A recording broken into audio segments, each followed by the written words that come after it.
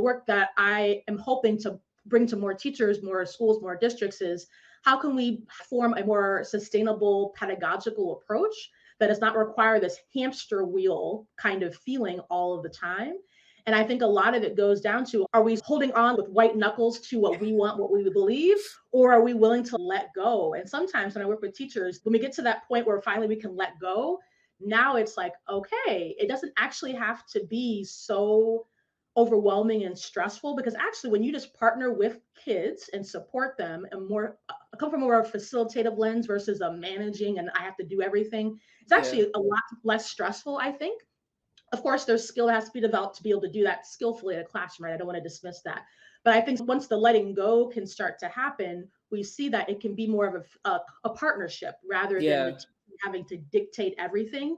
That dictation wears people out, quite honestly. And I think that where culturally responsive approaches comes in is accepting that you don't know everything, nor does anyone expect you to. And in fact, it's better learning and teaching for your kids if you help them develop those learn to learn skills, right? It's really not about diverse repertoire. It's about how are you supporting kids to actually think, be able to understand themselves, what's going on around them, people different from them, how the world works, right? And I think that once teachers can start to reframe, and that's part of your framework and mine as well. Some of it starts with those reframing shifts, right? Before we dive into other parts. I feel very strongly that we will start to see less overwhelmed, burned out music teachers once we can really start to embrace a different approach for teaching where we work more in partnership with our kids. I think teaching music in K-12, folks will tell you over and over again that your class does not matter. Whether it's coming from administration, whether it's coming from parents and students, music doesn't matter. It's not a real class. And so I think part of that is because of the way that we value music education or the way it's presented. If we're taking a more of a culturally based or a values-based approach with the music that communities and families value, then folks will start to see that there is value in what it is that we're doing together. I've sat in so many parent-teacher conferences like, how do you not have an A in music class? It's music. Well, no, we don't just, do whatever it is that you did 20 years ago. We're talking about it. We're talking about it. We're, presenting. We're doing all these different things. And so that's different for even parents to adjust to, like, oh, my kid is able to show themselves, but because I may have told them that this class doesn't matter, they don't have to show themselves. So we're just in this situation. But we think about changing the narrative of how people in education at large view music and view arts. It's through connection, and that piece becomes the cultural relevance. How does this matter to me and who I am? Can I see myself in this classroom? Can I bring my full self to the classroom? And I'm in favor of all students bringing their full selves and bring the music that you love. If we have the opportunity to play it, I just ask that there's little to no foul language in it, because I wouldn't want my principal to walk in and be like, oh, Dr. Palmer, we need to have a conversation about what it is that you're playing for your students. And whatever won't get me fired, and, find a clean version and I'm on board. I just don't want to get fired. Right. Yeah. We got to have our jobs.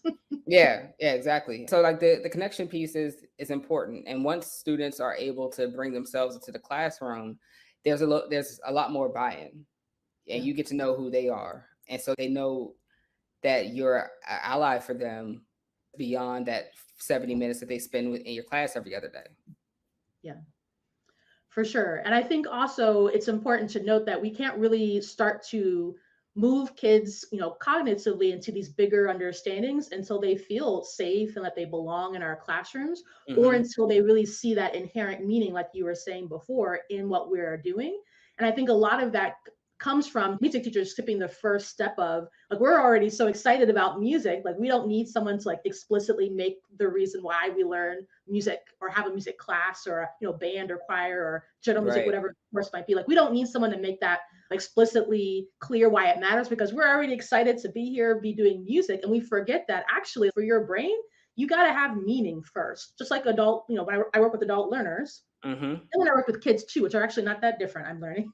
But there always has to be that buy-in piece, that making the contextual meaning piece, right? And I think Yeah. because we're already so excited about music, we forget that there was a time where somebody did make it clear for us.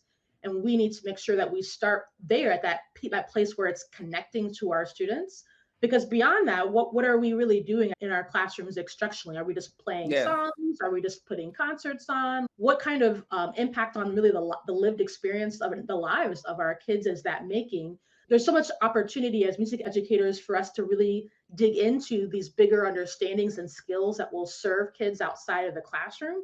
But Mm-hmm. unfortunately, I think those opportunities get missed because we are just so excited to get to the music part, and we forget that our kids don't have that connection piece. But it has to Yeah. be, that's the critical first phase, I guess you could say, not step, but the phase of how we really ensure that what we're doing is relevant and is responsive.